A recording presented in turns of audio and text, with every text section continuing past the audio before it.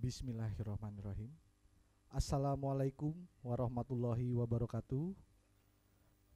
Salam sejahtera untuk kita semua. Hadirin undangan yang terhormat, sidang terbuka Senat Akademik Universitas Nasional ujian promosi doktor ilmu politik segera dimulai. Hadirin undangan yang terhormat, tim penguji akan menuju ruang sidang. Hadirin dimohon berdiri.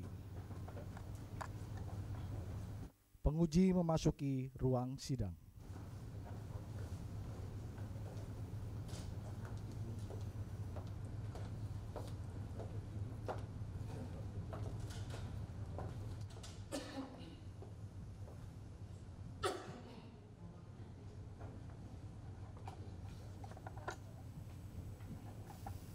Hadirin dipersilahkan duduk kembali. Saudara calon doktor dipersilahkan memasuki ruang sidang.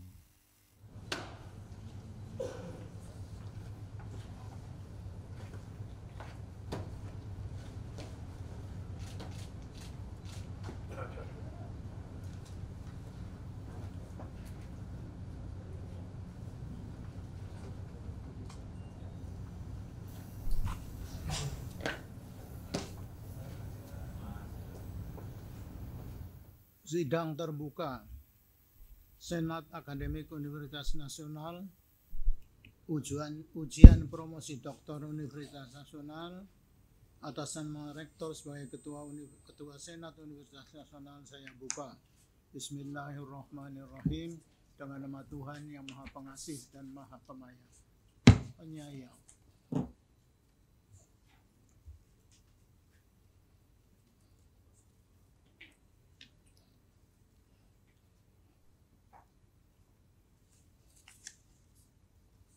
Selanjutnya dengan ini saya persilahkan Profesor Dr. Eko Sugianto, MSI, selaku promotor untuk memulai acara ujian.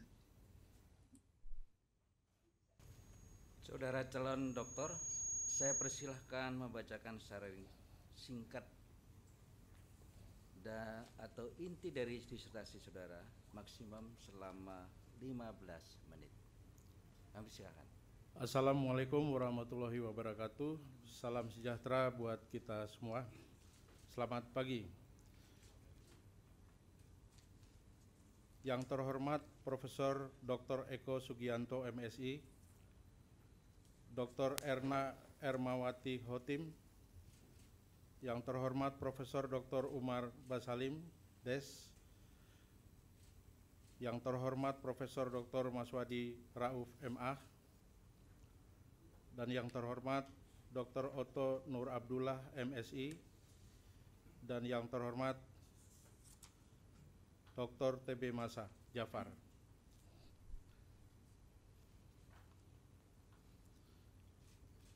Pada kesempatan ini izinkanlah saya untuk memaparkan disertasi saya yang berjudul Konflik Mantan GAM Pasca MOU Helsinki, Studi Kasus Pilkada Aceh 2017.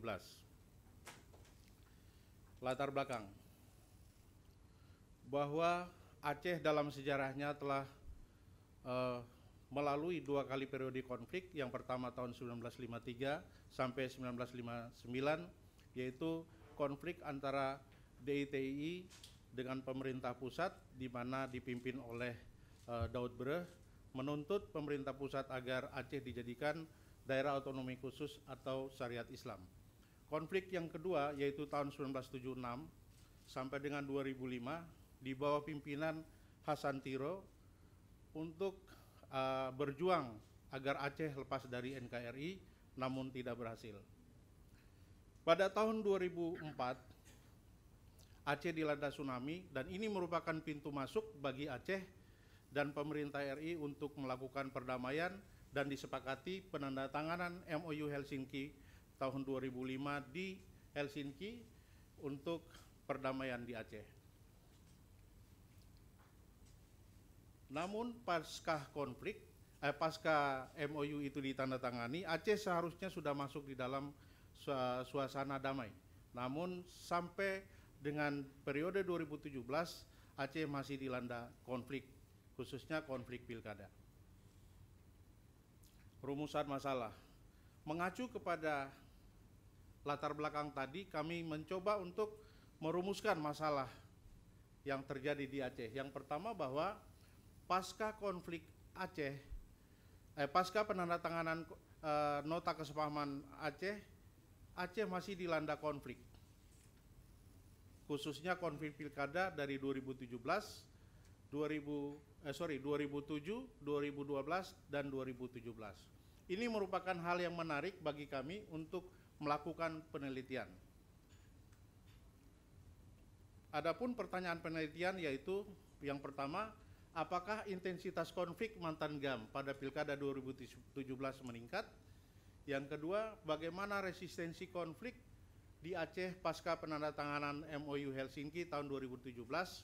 Dan yang ketiga, bagaimana pola konflik mantan GAM pada Pilkada 2017? Dan pertanyaan yang keempat adalah bagaimana dampak konflik mantan GAM terhadap aspek politik, ekonomi, dan sosial pasca Pilkada Aceh 2017. Tujuan penelitian menjelaskan daripada pertanyaan penelitian 1 sampai dengan 4. Kemudian adapun kajian literatur di sini kami mengambil 3 contoh tesis yang berdekatan atau berkaitan dengan Aceh, konflik Aceh, yaitu yang pertama tulisan M. Sorihin, yaitu tentang nota kesepahaman antara pemerintah RI dan Gerakan Aceh Merdeka. Isi tesisnya adalah tentang mengapa pemerintah RI dan GAM setuju untuk melakukan perdamaian. Tulisan yang kedua adalah tulisan saya sendiri, yaitu tesis program magister berorientasi terapan studi pertahanan Sekolah Arsitektur, Perencanaan dan Pengembangan Kebijakan Institut Teknologi Bandung tahun 2010, yaitu berjudul Analisis Sikap Politik GAM pada tahun 2005 sampai dengan 2009. Isi tesis adalah bahwa sikap politik GAM enggan membubarkan diri secara organisasi. Tulisan yang ketiga yaitu dari Asmaul Husna dalam tesis berjudul Analisis Political Branding, yaitu calon kepala daerah dalam kampanye Pilkada Aceh 2017. Ya. Adapun kesamaan dan perbedaan dari ketiga tesis tersebut terhadap apa yang penulis riset, yaitu yang pertama kesamaan, sama-sama membahas tentang GAM dan sebagai aktor konflik dan tentang MOU Helsinki. Lokasi penelitian di Aceh, kemudian metode penelitiannya menggunakan metode kualitatif deskriptif. Perbedaannya adalah bahwa periode penelitian terjadi di 2007, 2010, dan 2017. Kemudian terkait dengan MOU Helsinki, yang pertama alasan RI GAM berdamai, yang kedua GAM enggan membubarkan diri, dan yang ketiga konflik mantan kombatan versus non-kombatan. Dan yang saya tulis di sini adalah tentang konflik mantan GAM di Pilkada 2017. Teori yang digunakan dari ketiga tulisan tersebut berbeda. Yang penulis pakai pada teori di sini adalah teori Ralph Dahrendorf. Berikut tentang teori Dahrendorf. Mengandung 4 asumsi teori. Yang pertama bahwa setiap masyarakat dalam setiap hal tunduk kepada proses perubahan dan perubahan terjadi di mana-mana. Yang kedua, setiap masyarakat dalam setiap hal memperlihatkan pertentangan dan perpecahan. Perpecahan terjadi di mana-mana. Yang ketiga, setiap unsur dalam masyarakat memberikan kontribusi terhadap perpecahan dan perubahannya. Dan yang keempat, setiap masyarakat didasarkan atas penggunaan kekuasaan oleh sejumlah anggotanya terhadap anggotanya yang lain. Kerangka teoritik mengacu kepada teori Dahrendorf yang membahas tentang konflik, yaitu terbagi atas 2, yang pertama state actor dan non-state actor. Non-state actor terbagi atas kelompok semu dan kelompok kepentingan. Dari kedua kelompok itu melakukan konflik yang disebut dengan konflik otoritas. Metode penelitian di sini dilakukan adalah bahwa menggunakan metode penelitian kualitatif, deskriptif, dengan cara mengumpulkan berbagai data dari beberapa sumber dengan cara wawancara terstruktur, non terstruktur, mendalam, dan FGD. Sedangkan cara yang berikut adalah kita melakukan triangulasi data dan sumber untuk mengakurasi data dari lapangan. Tempat penelitian terfokus di Aceh, yaitu Banda Aceh, Aceh Timur, Aceh Utara, Semelu, Biren, dan Lok Sumawe. Bab 2, sejarah konflik otoritas mantan GAM. Di sini difokus kepada periode konflik tahun 1976 sampai dengan 2005, yaitu konflik gerakan Aceh Merdeka dengan pemerintah pusat dengan tuntutan Aceh lepas dari NKRI atau merdeka. Sedangkan konflik di tahun 2017 menitik beratkan kepada konflik partai politik lokal, yaitu Partai Aceh dan Partai Nasional Aceh, dengan tuntutan merebut kekuasaan dan ekonomi. Kalau kita mengacu kepada teori kerangka teoritik tadi, maka ini saya mencoba untuk mengaktualisasi teori tersebut di dalam konteks Aceh, yang mana di sini lebih jelas ditekankan tentang peran state actor dan non state actor, kemudian siapa itu kelompok semu dan siapa itu kelompok kepentingan, yang kesemuanya itu bermuara pada konteks konflik otoritas dan pada momentum Pilkada 2017. Ya, lanjut. Untuk menjawab pertanyaan pertama tentang intensitas konflik mantan GAM pada tahun 2017, temuannya adalah bahwa intensitas konflik mantan GAM meningkat hanya saat pilkada saja. Setelah itu situasi berjalan normal. Konflik yang terjadi seperti pembakaran baliho, teror, intimidasi, dan kekerasan bersenjata. Salah satu penyebab konflik itu menurun dibandingkan dari konflik tahun 2007, 2017, dan 2017 adalah karena Partai Aceh sebagai partai lokal yang memproduksi konflik itu pecah menjadi 3 faksi, yaitu yang pertama faksi pendukung Mudzakkir Manaf, faksi pendukung Dr. Jaini Abdullah, dan faksi pendukung Zakaria Zaman. Ya. Kemudian mengenai resistensi konflik di Aceh pasca penandatangan MOU, diperoleh temuan bahwa dari aspek politik internal mantan GAM pecah menjadi beberapa faksi, yaitu faksi pendukung GAM dan faksi pendukung GAM yang terhimpun di dalam Partai Aceh dan Partai Nasional Nangro Aceh. Kemudian resistensi ini masih saja terjadi dikarenakan munculnya persoalan-persoalan politik, ekonomi maupun sosial yang melibatkan mantan GAM. Bab 4, pola dan dampak konflik. Pola dan dampak konflik di sini penulis mencoba untuk memotret yang pertama tujuan konflik yang berbeda di antara PA dan PNA. Yang kedua, tujuan konflik antara PA dan PNA adalah merebut kewenangan otoritas dan dalam pemerintahan. Dampak konflik terhadap politik, ekonomi, dan sosial. Di sini kita lihat bahwa dari aspek politik, setiap pelaksanaan pilkada di Aceh, situasi selalu memanas. Namun setelah pilkada selesai, situasi berjalan normal kembali. Dari sisi ekonomi, tidak memberikan aspek pengaruh signifikan terhadap perubahan ekonomi di Aceh. Dan sosial, dilihat dari faktor kemiskinan, ketenaga kerjaan, dan situasi keamanan Aceh, tidak berubah pasca pilkada. Ya. Bab 5 penutup, kesimpulan. Kesimpulan yang pertama, bahwa konflik mantan GAM pada pilkada 2017 merupakan konflik yang sama sekali terjadi pada pilkada-pilkada sebelumnya, dengan tujuan untuk merebut kekuasaan dan kewenangan. Yang kedua, intensitas konflik pilkada melibatkan mantan GAM berbeda dengan tensi sejak pilkada 2007, 2012, dan 2017.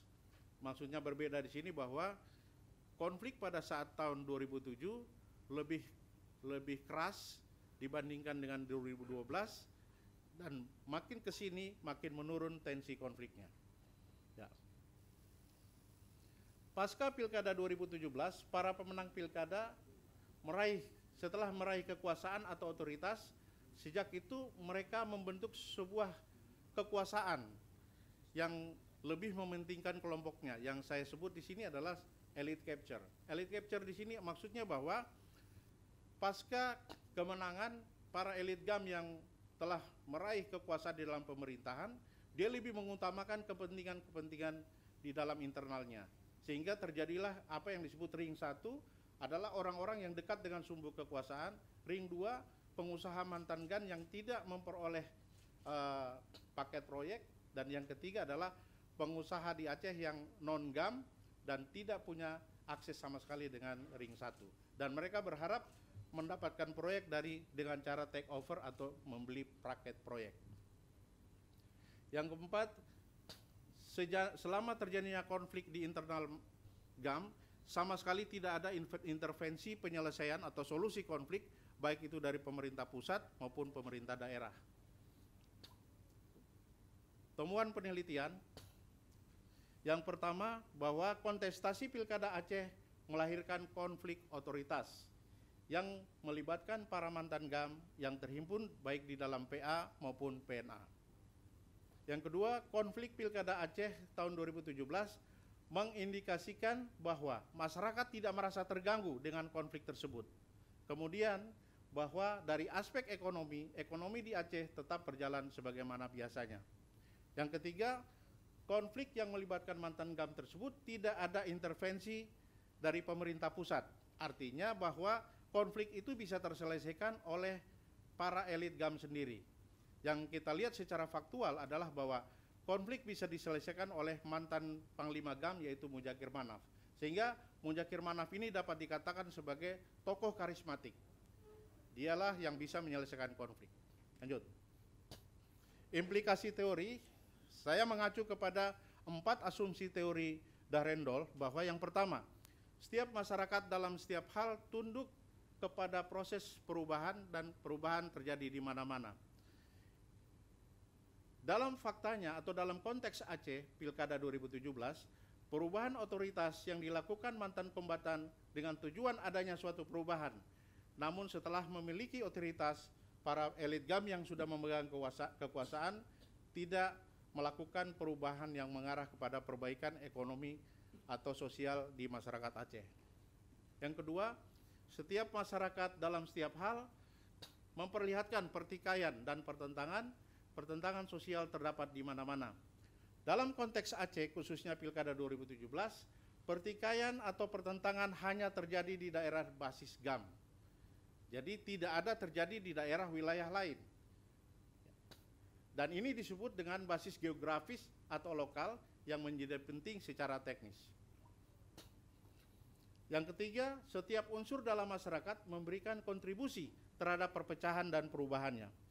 Dalam konteks Aceh, khususnya Pilkada 2017, tidak setiap masyarakat Aceh terlibat langsung dalam proses terjadinya perpecahan dan perubahan. Proses perpecahan dan perubahan tersebut hanya terjadi di internal mantan kombatan GAM.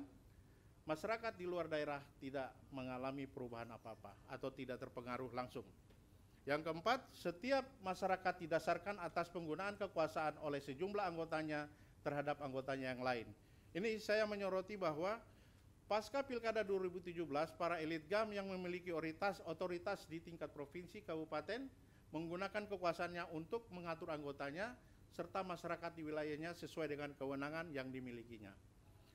Yang terakhir, novelty, kontestasi Pilkada Aceh 2017 telah menciptakan konflik otoritas. Dari konflik tersebut melahirkan tokoh karismatik yang mampu menyelesaikan konflik internal mantan GAM. Ini merupakan kebaruan dari teori Ralph Dahrendorf tentang konflik kelas pada masyarakat industri. Jadi tulisan ini memberikan gambaran tentang adanya temuan yang memperluas teori. Sekian dan terima kasih.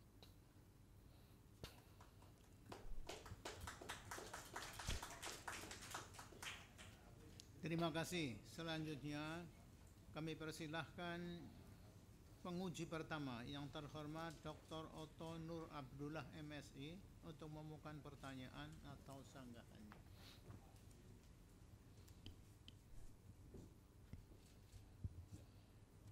Terima kasih, Prof. Yang saya hormati semua guru-guru saya dan kolega saya, ya, yang saya hormati hadirin sekalian. Saya mengucapkan sekali lagi terima kasih karena diberi sebagai pertama ya untuk bertanya. Baik.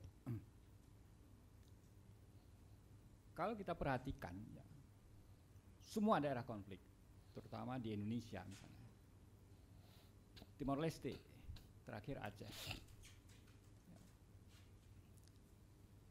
Pasti semua daerah konflik itu akan menimbulkan konflik lagi gitu. Apakah dalam organisasi politiknya seperti di Aceh ya, partai politik lokal atau tidak. Apakah dengan demikian kita bisa mengasumsikan bahwa konflik di daerah pasca konflik adalah sebuah keniscayaan? Menurut pandangan saudara dalam perspektif Dahrendorf bagaimana? Ya. Silakan. Terima kasih Bapak Dr. Otto. Saya izin menjawab bahwa konflik di semua wilayah daerah di Indonesia yang pernah mengalami peristiwa konflik seperti tadi disebutkan, akhirnya terjadi lagi konflik. Ini menurut teori Dahrendorf bahwa konflik ini terjadi karena adanya masa transisi. Di Dahrendorf menyampaikan bahwa dalam masa transisi ini yang diperebutkan adalah kekuasaan dan kewenangan. Apabila kekuasaan dan kewenangan itu sudah direbut, maka para tokoh atau aktor konflik ini dia dapat mengendalikan seperti di dalam asumsi teori yang tadi yang keempat, bahwa dia bisa mengendalikan kekuasaan itu sesuai dengan apa yang dia inginkan. Jadi menurut saya sesuai dengan dasar teori Dahrendorf bahwa konflik yang terjadi di daerah pasca konflik itu hal yang wajar. Karena apa? Itu merupakan era transisi. Era transisi yang memang harus diisi dengan pemimpin yang baru. Jadi saling berebut atau berkontestasi hingga muncullah konflik tadi. Demikian.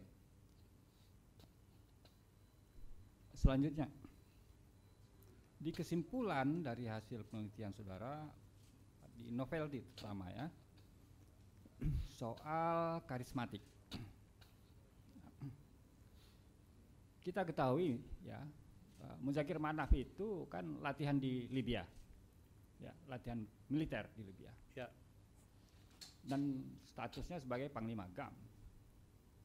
Apakah seseorang yang dilatih secara militer dan memimpin sebuah organisasi terkomando ya, bisa berubah menjadi tokoh karismatik? Bagaimana perubahan itu bisa terjadi? Ya. Perubahan ini saya langsung jawab izin. Ya. Perubahan ini bisa terjadi seiring dengan perubahan situasi dan kondisi di Aceh itu sendiri.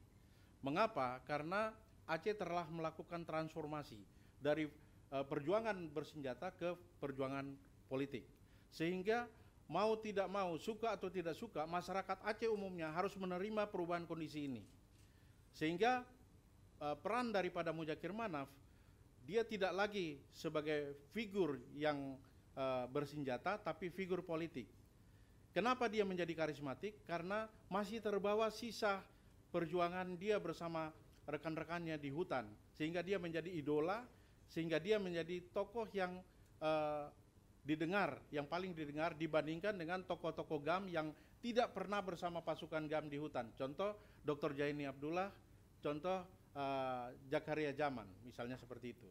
Sehingga ketika terjadi konflik di internal GAM, para pengikut GAM itu lebih condong atau dia lebih mendengar suara Muzakir Manaf ketimbang tokoh lain. Demikian. Tolong sedikit dibandingkan dengan Indonesia dengan Jenderal Sudirman, kira-kira gimana ini? Kan Jenderal Sudirman jelas itu lebih karismatik daripada komando kan? Kalau Muzakir Manaf dengan Jenderal Sudirman itu sama-sama mereka bisa dikategorikan sebagai tokoh karismatik. Tokoh karismatik ini adalah merupakan seorang yang memiliki figur yang dipatuhi atau dicontohi atau didengar oleh banyak orang. Kalau Jenderal Sudirman hidup di era lama, Mudzakkir Manaf hidup di era sekarang. Jadi kalau kita mau komparasi keduanya, ini beda situasi atau beda era. Namun dari unsur-unsur tentang karismatik tersebut, Mudzakkir Manaf juga mengandung unsur karismatik. Karena apa? Kita lihat dari faktanya bahwa hanya dia yang bisa menyelesaikan konflik di internal mantan GAM. Itu salah satu kategori bahwa dia dikatakan tokoh karismatik. Baik, kemudian ya ini saya baca kurikulum PT saudara. Ya. Saudara salah satu anggota delegasi pemerintah Indonesia ketika perundingan di Helsinki. Ya. Nah, kalau sekarang ada satu proses perundingan kembali ya, di Papua untuk penyelesaian masalah Papua, apa poin yang Anda usulkan di dalam MOU itu sehingga tercegah konflik yang terjadi pasca konflik? Ya, saya langsung menjawab bahwa konteks Aceh dengan konteks Papua sebenarnya sama. Kalau kita mau secara jujur untuk mengambil suatu pola dalam penyelesaiannya. Saya sudah pernah menyarankan hal ini di pemerintahan bahwa pola penyelesaian konflik di Aceh itu harus kita rubah. Jangan sampai kita melakukan pendekatan dengan cara-cara keamanan, pendekatan keamanan dengan bersenjata. Tapi kita melakukan pendekatan terhadap masyarakat Papua dengan cara-cara budaya. Kita sentuh hati mereka. Dan itu sudah dijalankan pasca dilantiknya Panglima TNI Bapak Andika. Sudah dilaksanakan dari saran kami itu. Demikian, Pak. Terima kasih, Prof. Sudah.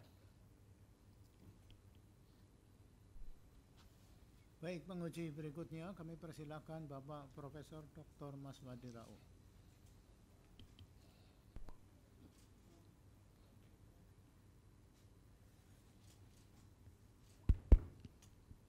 Terima kasih Pak Ketua. Sidang Dewan Penguji yang terhormat, Saudara calon doktor. Saya ucapkan selamat pada Pak Mado ya, atas keberhasilannya tampil di forum ini.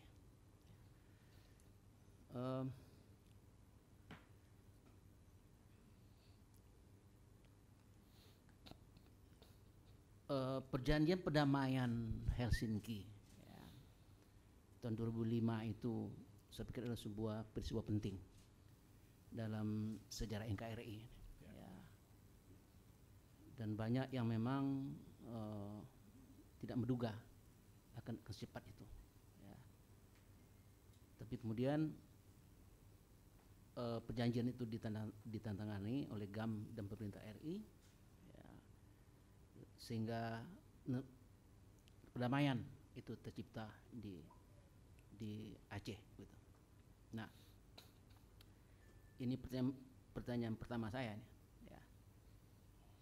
Ini sebenarnya apa yang membuat GAM terlepas dari tadi Anda sudah singgung bencana alam itu, ya tsunami yang besar itu, ya. Sebenarnya dilihat dari keadaan internal GAM itu sendiri. Ya.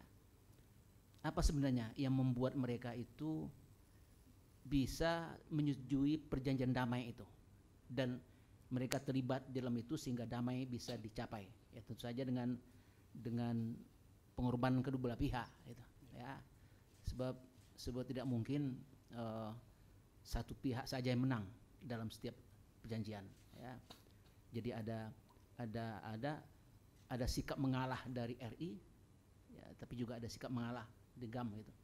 Nah ini sebenarnya apa nih yang terjadi dilihat dari GAM ya, sehingga perjanjian itu bisa ditantangani. Coba anda jelaskan itu dulu.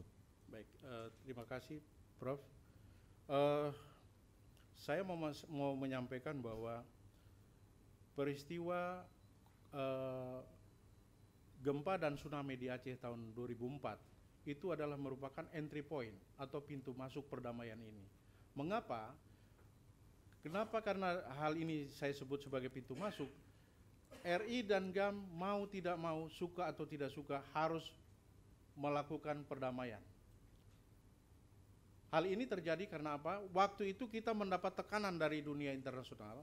Apabila Indonesia tidak bersama GAM berdamai, maka bantuan untuk rekonstruksi, rehabilitasi Aceh itu tidak diberikan. Sehingga dengan pertimbangan kemanusiaan, waktu itu pimpinan negara kita mengiyakan perdamaian di Helsinki. Kalau posisi GAM, kenapa mereka ikut berdamai? Justru GAM yang menghendaki adanya perdamaian. Saya cerita sedikit, Pak, tapi ini di luar dari konteks ini. Faktualnya, GAM pada saat sebelum tsunami itu sudah kepepet. Kami turunkan di situ hampir 40.000 pasukan. Dan GAM sudah nyerah dan angkat tangan.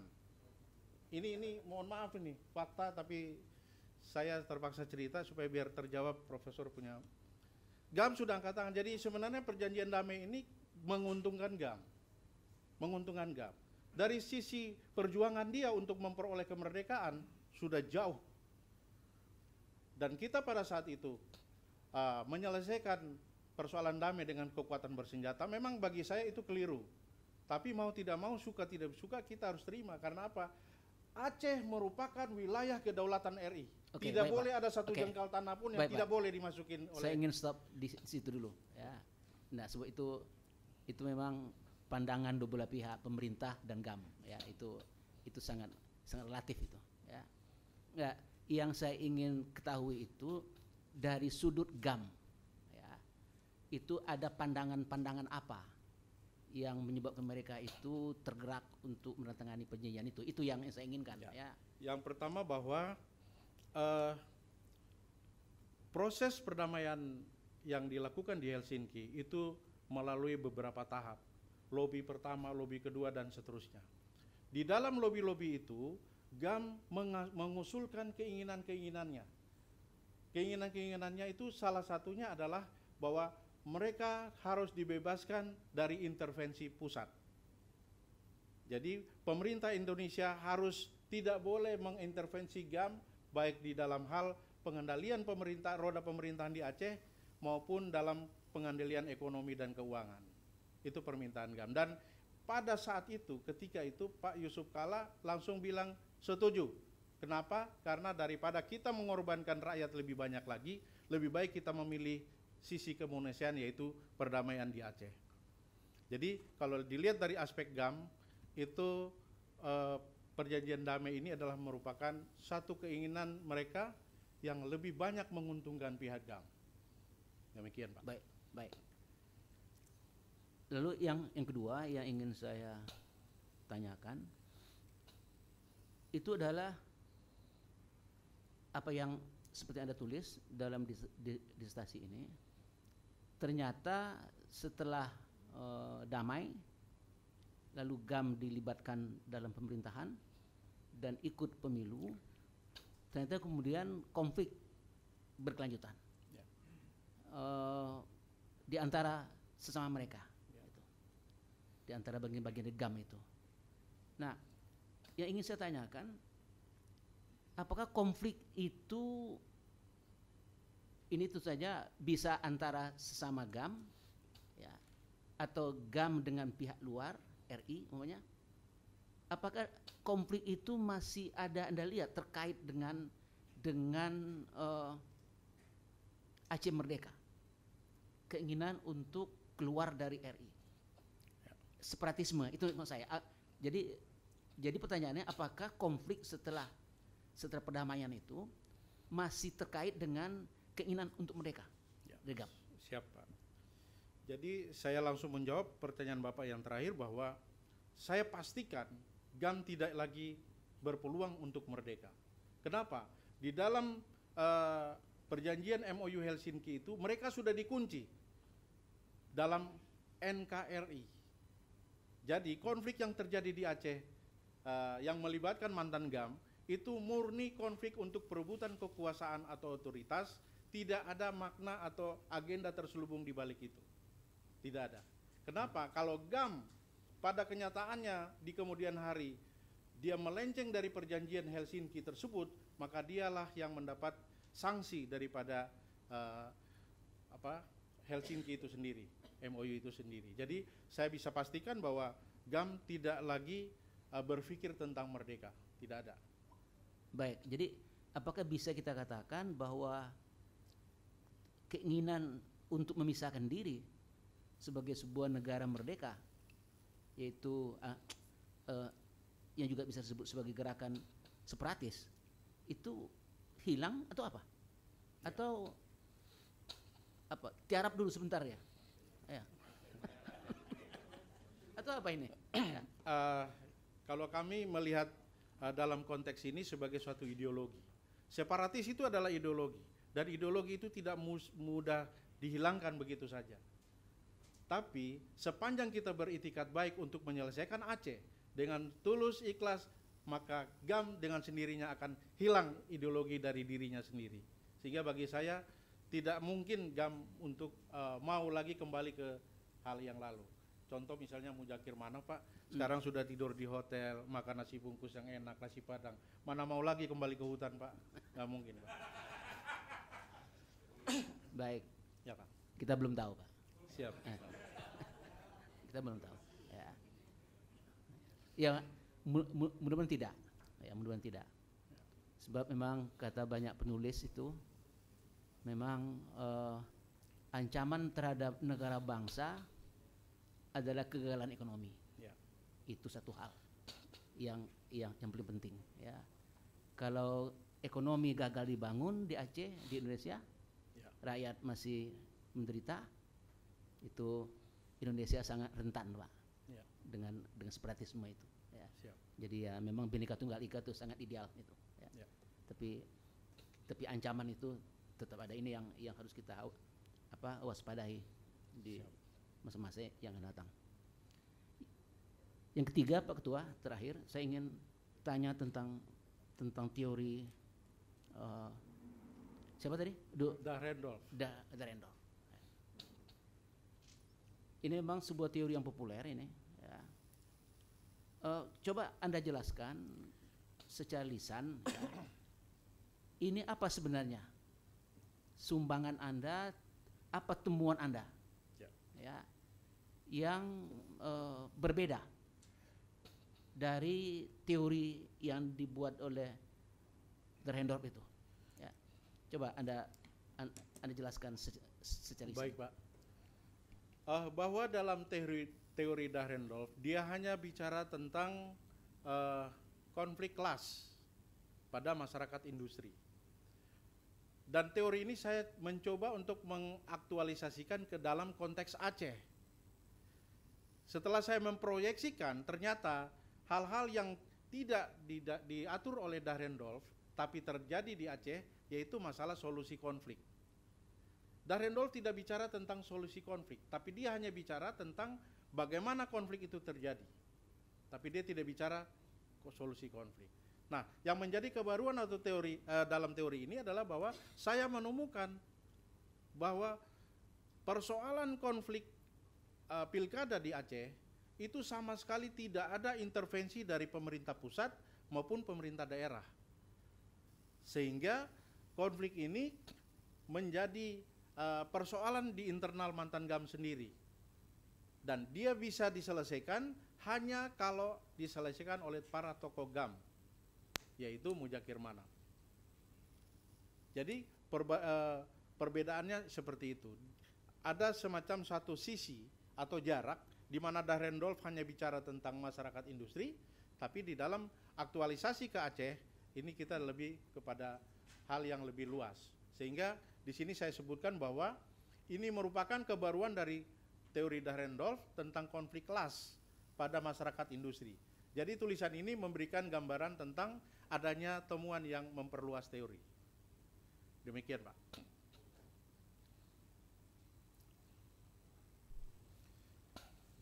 Baik, penguji berikutnya adalah yang terhormat Associate Professor Dr. TV Masa Jafar. Kami persilahkan.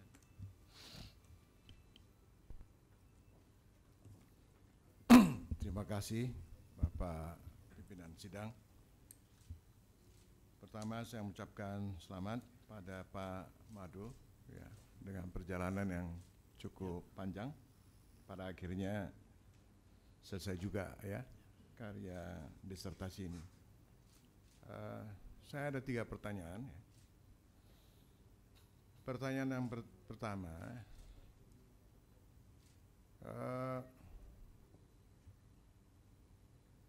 saya melihat bahwa pembahasan pada disertasi ini itu tidak begitu konkret ya, bagaimana menghubungkan konflik internal GAM dengan kondisi sosial ekonomi.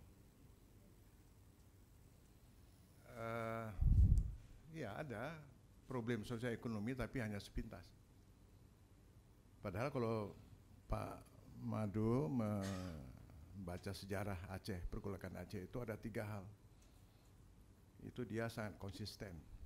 1 menyangkut soal otoritas, ya. 2 menyangkut soal kultur, 3 menyangkut soal ekonomi. Itu 3 hal itu. Sejak zaman kolonial sampai sekarang 3 persoalan itu. Ya. Nah, jadi ini ada satu transformasi melalui MOU damai. Tapi apa setelah itu? Tadi Prof. Maswadi sudah mengatakan ini kan problem ekonomi.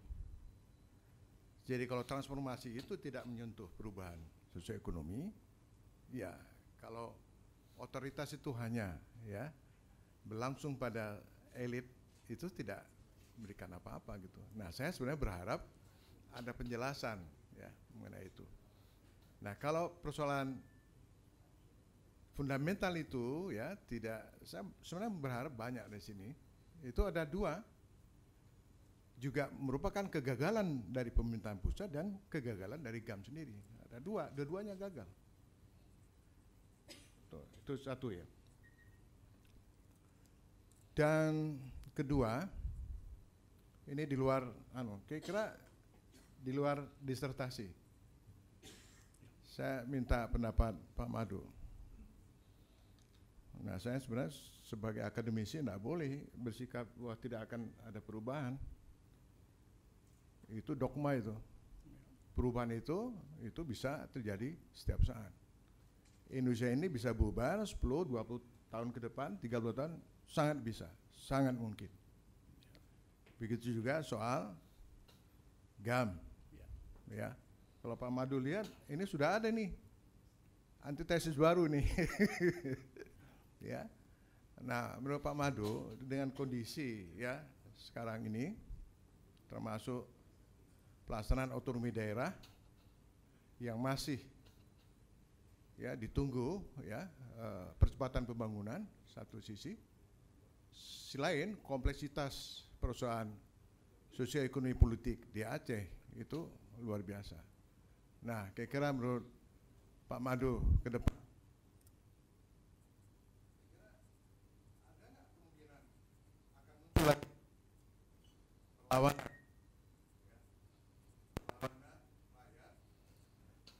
rakyat satunya dari atau ada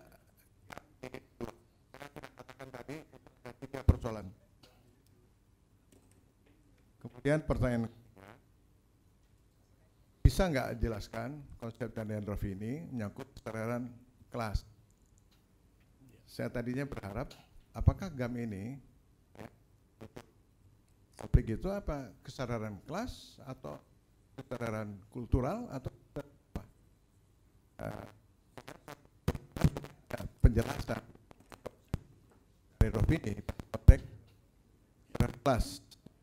Menurut saya, kesetaraan kelas itu juga ada di dalam konflik maupun Kerajaan Aceh Merdeka. Nah, kenapa itu tidak dihubungkan ya? Saya kira 3 pertanyaan itu. Terima kasih. Baik, saya akan menjawab pertanyaan yang pertama tentang konflik di internal GAM yang harus dilihat dari aspek otoritas, kultur, dan ekonomi. Memang di sini kami bahas tentang masalah ekonomi itu tidak terlalu mendalam, karena sudah kami jelaskan di bab-bab sebelumnya bahwa konflik yang melibatkan GAM ini tidak berekses kepada masalah ekonomi. Artinya bahwa saya khusus menyorot di konflik di 2017, itu sama sekali tidak berekses kepada masalah ekonomi. Kenapa? Konflik hanya terjadi di daerah-daerah basis GAM, mulai dari Aceh Utara, Aceh Timur, Biren, Kota Lok Sumawe, Kabupaten Pidi dan Pidi Jaya. Hanya di sekitar situ. Dan itu tidak terpengaruh sama sekali masalah ekonomi. Kenapa? Karena situasi ekonomi atau persoalan ekonomi itu berjalan biasa. Orang ke traditional market biasa, orang berdagang dan segala macam biasa. Jadi saya di sini tidak menulis secara mendalam tentang aspek pengaruh daripada konflik itu terhadap masalah ekonomi. Kemudian masalah kultur. Konflik ini tidak merubah kultur sama sekali. Kenapa? Karena konflik di internal mereka dan mereka saja. Tidak melibatkan kultur lain atau pendatang atau dan seterusnya. Kemudian masalah otoritas, sudah jelas konflik ini menyangkut masalah otoritas. Karena apa? Ada kaitan dengan teori yang saya pakai di sini, yaitu tentang perebutan kekuasaan dan kewenangan. Di dalam buku Dahrendorf halaman 171, terjemahan dari Pak Ali. Itu ada. Kemudian masalah Aceh ke depan.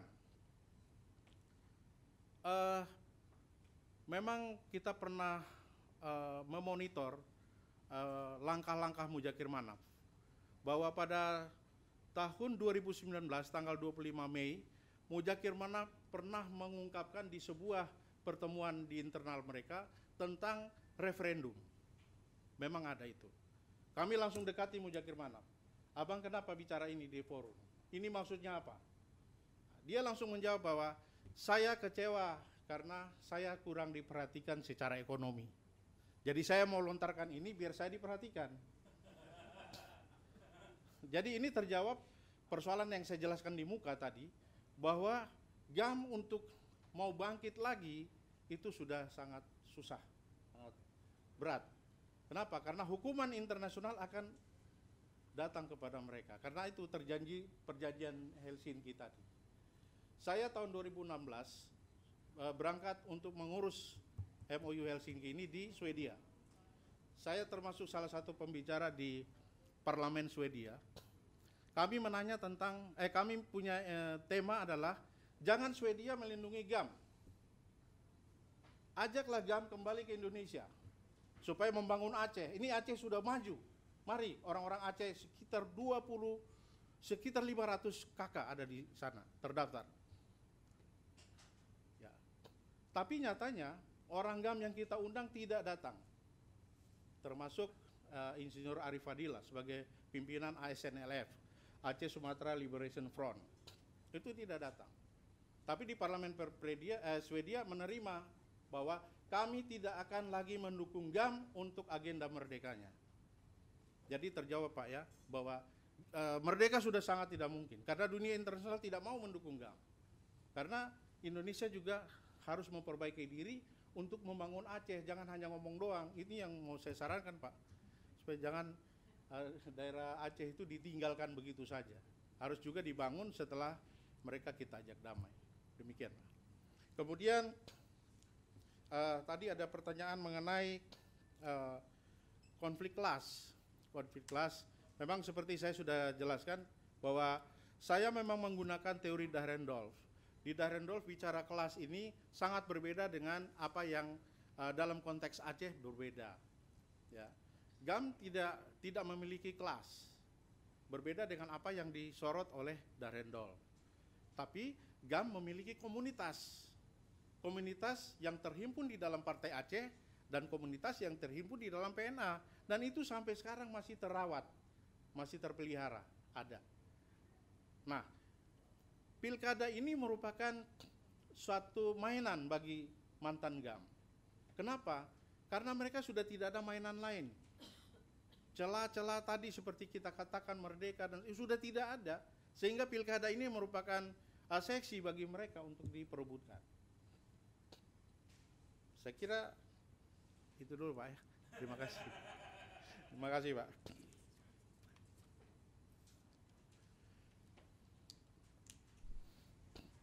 Terima kasih. Penguji berikutnya kami persilahkan Profesor Dr. Eko Sugianto MSI yang juga promotor. Terima kasih.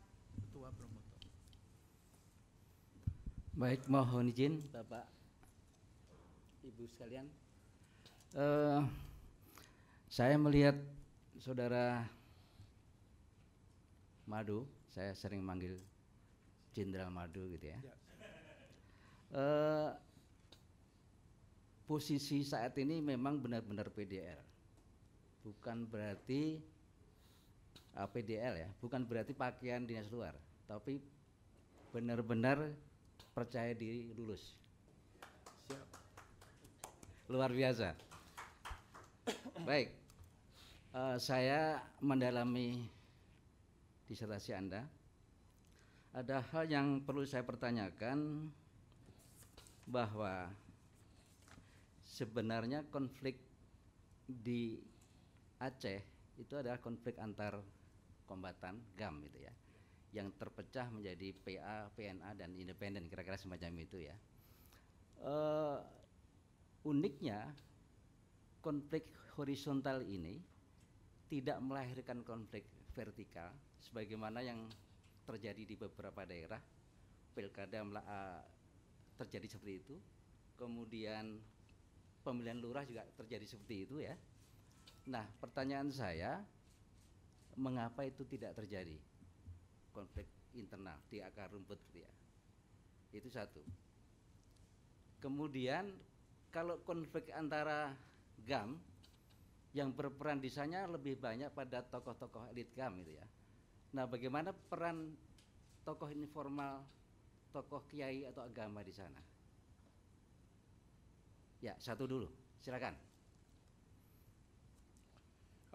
Baik Pak, Prof. Eko, saya menjawab pertanyaan yang pertama bahwa konflik akar rumput atau konflik horizontal yang terjadi di internal GAM, kenapa dia tidak berubah menjadi konflik vertikal? Yang pertama kita harus tahu dulu bahwa ini kan konflik pilkada. Pilkada yang terjadi di Aceh adalah dominasi partai lokal. Partai lokal tidak ada di tingkat nasional, hanya ada di Aceh. Jadi kalau mereka berkonflik, mereka hanya internal atau horizontal saja. Tidak mungkin mengadu ke atas karena tidak ada pimpinannya di atas. Partai lokal di seluruh Indonesia hanya ada di Aceh. Itu yang pertama. Yang kedua, kalau untuk konflik akar rumput yang melibatkan mantan GAM, itu suatu hal bagi mantan GAM, itu suatu hal yang biasa bagi mereka. Dan ini hanya terjadi temporer, hanya pada saat-saat pilkada saja. Setelah itu mantan GAM itu minum kopi bareng di warung kopi, itu biasa itu. Mereka tidak membawa sampai ke hati. Jadi ini konflik hanya konflik yang disebut otoritas tadi. Jadi tidak merembet ke vertikal. Kemudian pertanyaan kedua mengenai tokoh informal yang di luar GAM, saya mau mengatakan bahwa bukan tidak ada peran daripada para ulama, para ustadz di sana, guru agama, bukan tidak ada peran. Mereka juga berperan. Saya mau cerita sedikit bahwa GAM itu dia memang satu kelompok yang boleh dikatakan tidak melaksanakan, tidak melaksanakan sholat secara 5 waktu. Tapi yang namanya Islam dia pertahankan sampai mati-matian. Ya, itu budaya di sana dan dia sangat menghormati yang namanya tokoh agama. Saya bisa diterima di sana, Pak. Saya pakai nama Haji Maulana, Pak, di sana. Betul, Pak. Orang GAM asal kita bisa ngomong lafal-lafal bahasa Arab sedikit, dia sudah salut. Wah, hebat. Udah bahasa Aceh, dia sudah salut sama kita bahwa kita orang yang patut untuk dicontoh. Maaf Pak, tentara di sana saking takutnya dan dia tahu budaya GAM, seluruh bagian atau badan dari mobil itu ditulis bahasa Arab karena GAM takut tembak bahasa Arab. Takut. Tapi memang orang GAM tidak sholat. Saya bisa buktikan itu. Karena saya juga pernah di camp mereka. Yang berikut, kami baku tembak sama GAM. Cukup kami teriak, Allahu Akbar. Dia stop. Kita merayap pelan-pelan, nangkap dia. Karena dia bilang itu teman, jangan kita matikan itu. Jadi seperti itu. Jadi saya kembali ke pertanyaan tadi bahwa tokoh informal di Aceh itu bagi GAM sangat mulia. Mereka sangat menghargai. Jadi peran mereka tentu juga ada. Demikian, Pak. Baik. Yang pertanyaan kedua, di 2017 Pilkada, Bapak pemenangnya adalah yang disebut dengan PNA ya. Berarti kelompok Musyakir ya. Bukan, kelompok Irwandi. Mau tidak mau secara politik kan itu siapa memperoleh apa ya. Nah, kelihatannya kalau disertasi Anda yang kupas ini, kelihatannya siapa memperoleh apa itu mengerucut pada vertikal di PNA saja. Kemudian PA-nya tidak, independennya juga tidak. Nah, bagaimana situasi itu bisa tidak menimbulkan konflik? Padahal di tempat lain pun biasanya setelah memperoleh kekuasaan, kewenangan dan otoritas itu bagi sama rata lah kira-kira, supaya tidak timbul konflik. Tapi ini tidak. Mengapa itu? Ya, izin menjawab bahwa situasi itu secara spontan memang tidak terjadi. Konflik secara spontan tidak terjadi. Tapi muncul dendam dari pihak lain, yaitu PA. PA karena dia tidak mendapat paket proyek dari PNA, itu semua kegiatan-kegiatan proyek yang ada di basis daerah PA itu dirusak atau ditolak. Nah, ini adalah merupakan pemicu konflik sebenarnya. Pemicu konflik. Jadi bukan tidak ada konflik. Tapi memang tidak di blow up, tidak dibesar-besarkan konflik demikian. Nah, sedangkan baru mereka berkonflik secara masif pada saat pilkada tadi. Ya, pada saat pilkada. Jadi pilkada itu merupakan momentum perebutan bagi mereka atau momentum yang mereka tunggu-tunggu untuk saling berhadapan atau saling balas dendam. Ya, seperti itu. Jadi waktu 2017 ketika Irwandi Yusuf menang pilkada, kubu Muzakir Manaf mundur. Artinya menghormati. Tapi terus terang Muzakir Manaf juga dapat bagian dari Irwandi. Jadi Irwandi juga legowo juga. Dia juga tetap memberikan paket-paket proyek tertentu yang dengan nilai-nilai tertentu kepada Muzakir Manaf. Inilah yang sebagai bahan perekat atau alat perekat bagi kedua partai tersebut. Sehingga di bawahnya falling down, tidak ikut melawan, tidak ikut berkonflik. Jadi konflik untuk antara PA dan PNA ini hanya terjadi di pilkada, bukan karena pembagian proyek, tidak. Baik, cukup.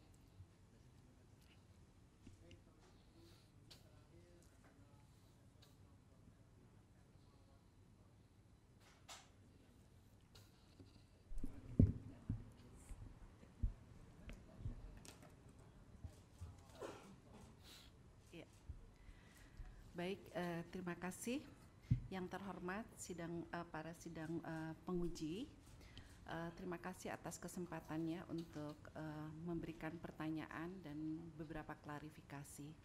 Tapi sebelumnya saya mengucapkan selamat dan apresiasi yang tinggi untuk Pak Mado ya, karena sudah sampai pada titik ini dan saya tahu ini tidak mudah untuk Pak Mado gitu, karena habitus Bapak sebagai BIN ya, dan kemudian mencoba mengidentifikasi, menarasikan pengetahuan dan pengalaman Bapak di Aceh itu menjadi sebuah dokumen gitu ya, atau naskah akademik. Jadi ini satu hal yang tidak mudah ya. Jadi saya mengapresiasi sudah sampai tahapan ini. Nah, ada 3 pertanyaan saya, Pak Mado, dan ini akan terkait dengan teori yang Bapak gunakan dari Dahrendorf ya. Dan mungkin ini juga mencoba memberikan penajaman, saya pikir, karena saya melihat bahwa informasi pengetahuan Bapak itu melampaui dari apa yang sudah dituliskan di dalam disertasi ini. Nah, pertanyaan saya yang pertama itu, Bapak bicara banyak dalam teori Dahrendorf itu tentang otoritas, kemudian kekuasaan dan kewenangan, ya. Dan ini memang sesuai dengan pertanyaan penelitian ketiga dari Bapak, ya. Jadi bagaimana pola konflik mantan GAM pada Pilkada Aceh 2017. Pertanyaan saya singkat saja, Pak Mado, apakah ada gitu ya perbedaan ya dinamika otoritas, kekuasaan dan kewenangan sebelum dan sesudah gitu MOU itu? Itu pertanyaan pertama. Nah, kemudian yang kedua, dalam teori Dahrendorf itu juga Bapak menjelaskan banyak tentang kelompok semu dan kelompok kepentingan. Nah, yang ingin saya tanyakan, bagaimana transformasi yang tadi otoritas ya, kekuasaan dan kewenangan dari kelompok semu menjadi kelompok kepentingan. Karena saya lihat Bapak belum terlalu banyak mengelaborasi ya terkait dengan transformasi bagaimana otoritas, kekuasaan dan kewenangan itu ya yang membuat kelompok semu itu bertransformasi menjadi kelompok kepentingan. Saya pikir ini menjadi sesuatu yang penting dalam kajian dan kemudian temuan penelitian Bapak. Nah, kemudian yang ketiga, pertanyaan saya sangat tertarik pada statement Bapak yang menyatakan bahwa tidak ada signifikansi gitu antara konflik yang terjadi antar GAM dengan dinamika ya baik sosial kemudian ekonomi maupun politik di tingkat grassroots ya. Nah, saya ingin tanya kepada Bapak gitu ya, bagaimana pernyataan-pernyataan atau pandangan-pandangan daripada kelompok masyarakat terhadap GAM dan kemudian konflik di antara GAM sendiri. Dan faktor apa gitu kan yang ada di tingkat grassroots yang membuat gitu ya mereka tidak terpengaruh dengan konflik maupun pertentangan ya yang ada di GAM. Nah, saya pikir itu penting supaya penjelasan Bapak terkait dengan tidak ada perubahan yang signifikan pada aspek sosial, kemudian ekonomi dan kemudian politik di tingkat grassroots itu memiliki data ya, bukan sekedar subjektivitas Bapak gitu, tapi kemudian ditopang oleh data-data yang cukup akurat. Saya pikir itu. Terima kasih. Baik, terima kasih atas pertanyaan dan saya langsung menjawab. Pertanyaan yang pertama tentang perbedaan otoritas, kekuasaan dan kewenangan. Sesuai dengan teori Dahrendorf, kekuasaan dan kewenangan ini adalah berbeda tipis ya. Sedangkan otoritas itu adalah merupakan suatu kekuasaan yang diperebutkan. Nah, kalau kita hadapkan dengan teori tadi bahwa kewenangan itu baru ada setelah otoritas itu direbut atau kekuasaan itu direbut. Jadi kalau di dalam konteks Aceh, pilkada ini dimanfaatkan betul oleh para elit GAM supaya merebut otoritas atau kekuasaan. Setelah mereka memperoleh otoritas atau kekuasaan, baru diikuti oleh apa yang disebut dengan kewenangan. Kewenangan ini apa? Kewenangan untuk mengatur masyarakatnya, mengatur roda pemerintahan dan segala macam. Inilah sisi perbedaannya. Yang kedua, bagaimana kelompok semu bertransformasi menjadi kelompok kepentingan. Pertama bahwa saya mau sebutkan dulu siapa itu kelompok semu dan siapa itu kelompok kepentingan. Kelompok semu adalah ASNLF. Kalau kita lihat di dalam konteks Aceh Sumatera Liberation Front, ini adalah kelompok yang berjuang secara diplomasi di luar negeri. Mereka tidak berjuang di dalam negeri. Jadi mereka berusaha bagaimana Aceh ini merdeka. Mereka berusaha untuk bagaimana negara-negara pemerhati HAM itu bisa terpengaruh oleh provokasinya. Jadi mereka dari satu negara ke negara lain untuk mencari dukungan. Nah, mereka ini disebut kelompok ASNLF di bawah pimpinan Insinyur Arif Fadilah. Sekarang dia berposisi di Amerika. Nah, tadi pertanyaannya bagaimana kelompok semu ini bertransformasi ke kelompok kepentingan? Ya, karena adanya suatu kepentingan yaitu merebut kekuasaan di pemerintah Aceh itu, maka mereka memilih jalan pendek atau pikiran jalan pendek. Soal mereka kita tinggalkan dulu, yang penting kita kuasai dulu Aceh. Nah, ini hasil monitoring kami dan kami mencoba menarasikan di dalam disertasi ini. Sehingga kelompok semu dengan kelompok kepentingan ini berkolaborasi untuk sama-sama merebut otoritas di Aceh dengan memanfaatkan Pilkada Aceh 2017. Kemudian yang ketiga,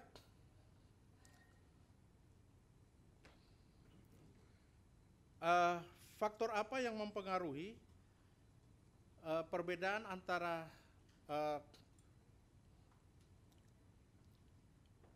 sisi politik dan sosial dan ekonomi?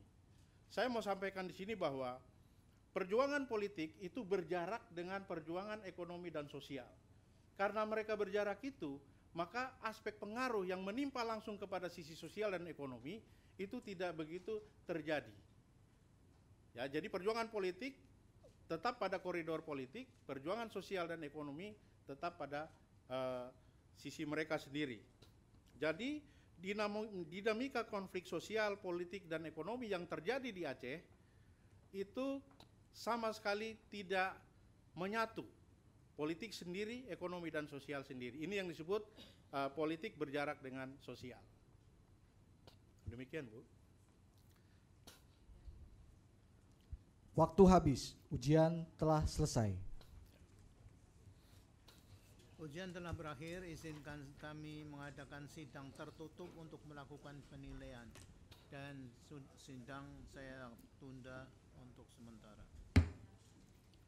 Tim penguji promosi doktor Universitas Nasional meninggalkan ruang sidang terbuka menuju ruang sidang tertutup. Hadirin dimohon berdiri.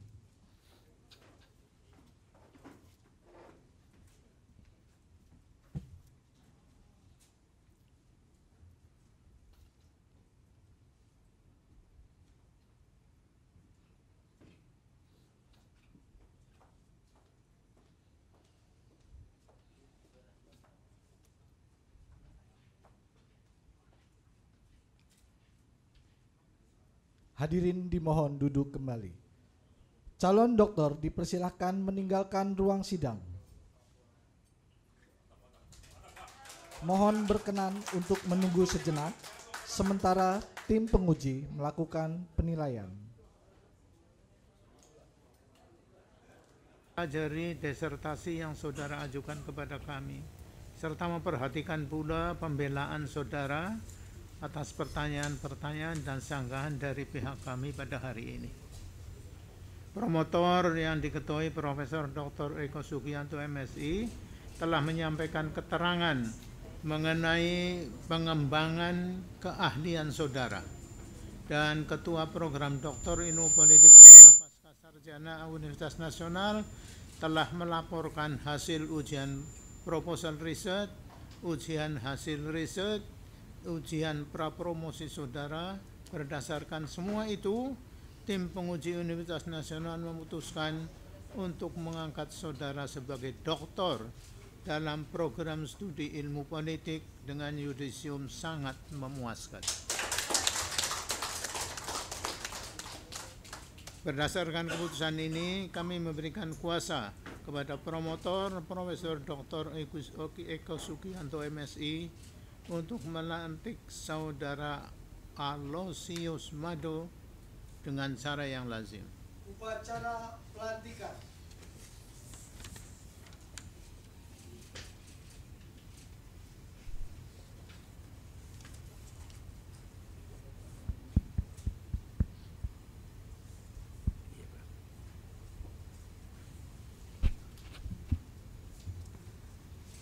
Dengan rasa gembira saya menerima tugas yang diserahkan oleh Ketua Sidang kepada saya berdasarkan peraturan perundang-undangan yang berlaku dan sesuai dengan keputusan Sidang Akademik Universitas Nasional.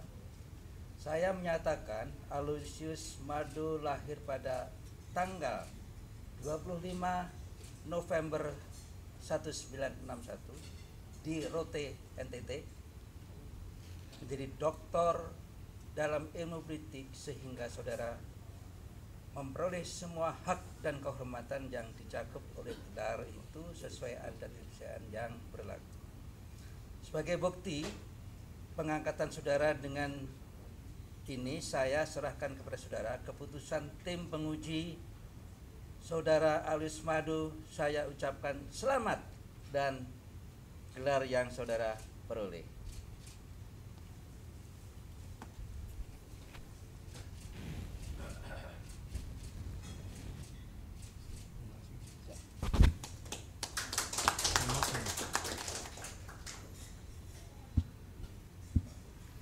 Saudara Aloysius Madu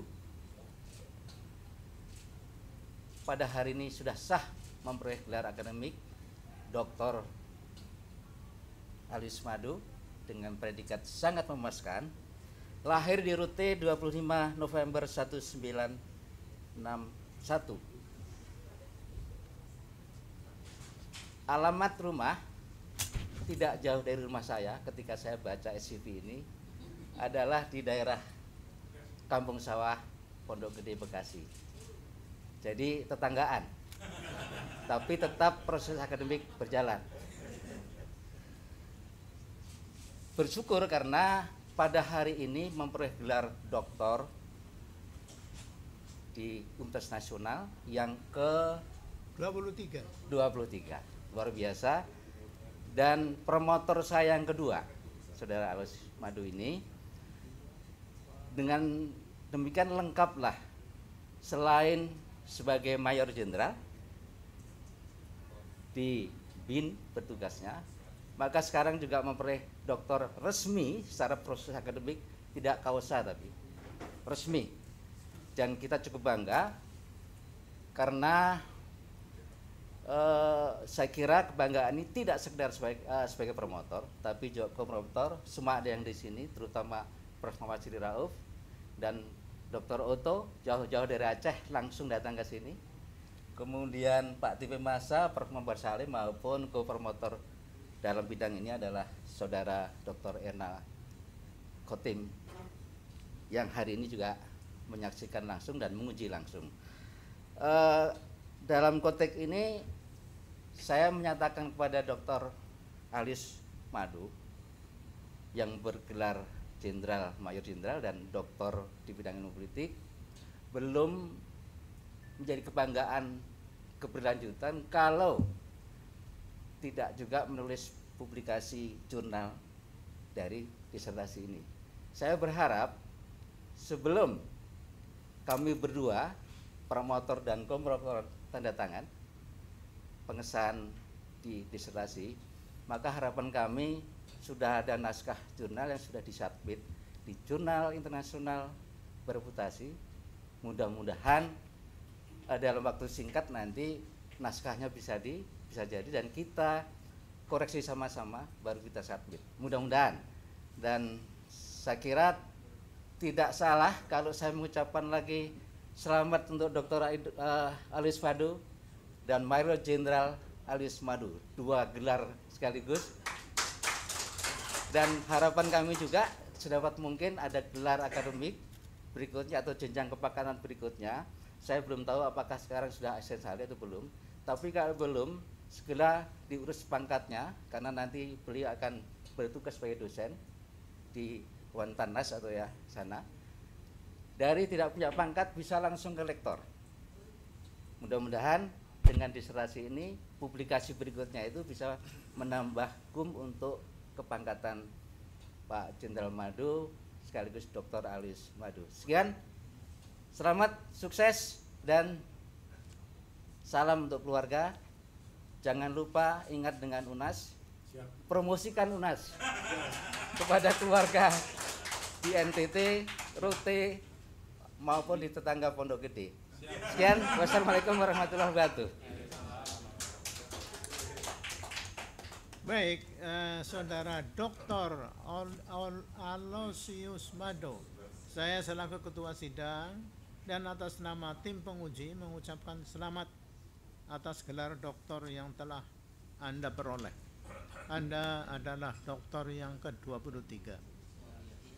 Dalam kesempatan yang berbahagia ini, kami mempersilahkan saudara untuk secara singkat menyampaikan kesan dan pesan.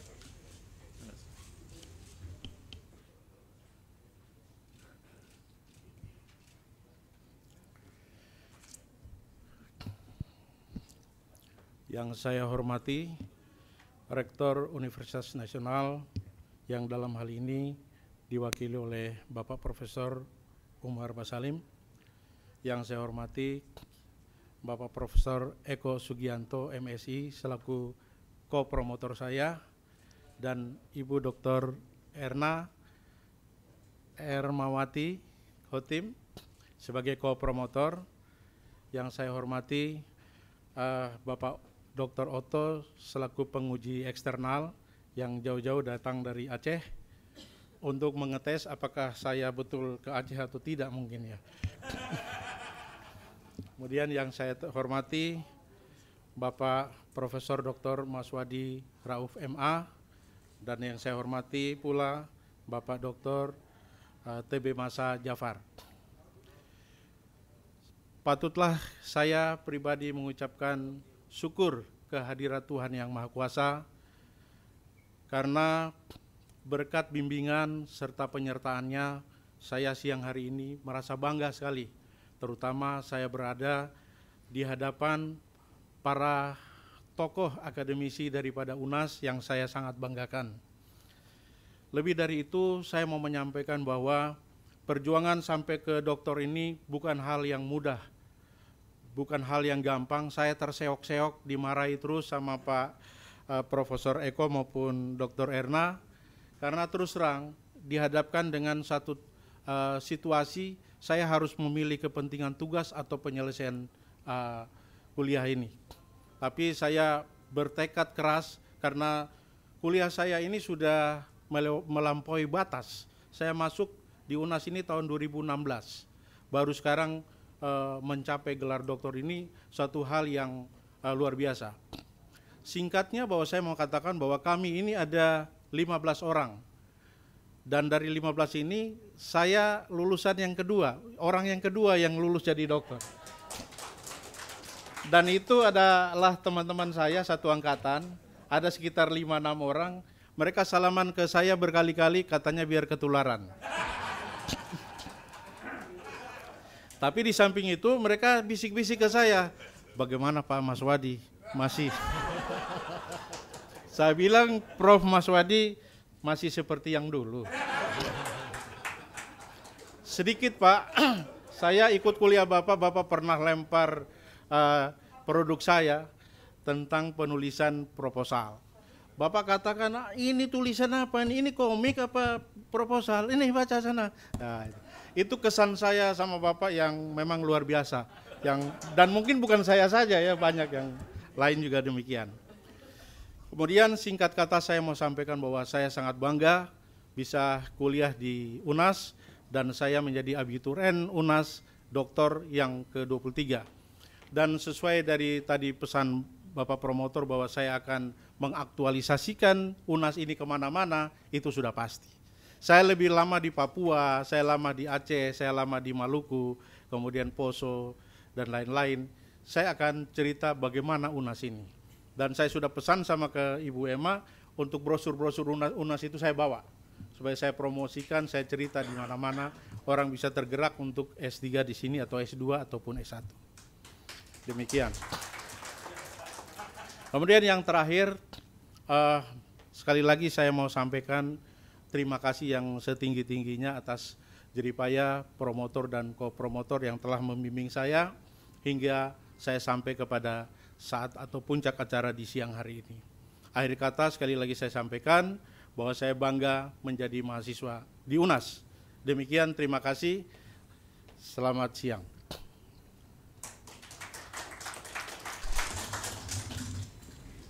Sidang selesai dan saya tutup. Pemberian ucapan selamat kepada Dr. Aloysius Mado dimohon dengan hormat kepada tim penguji promosi doktor Universitas Nasional Untuk memberikan ucapan selamat kepada Dr. Aloysius Madu, dilanjutkan dengan sesi foto bersama.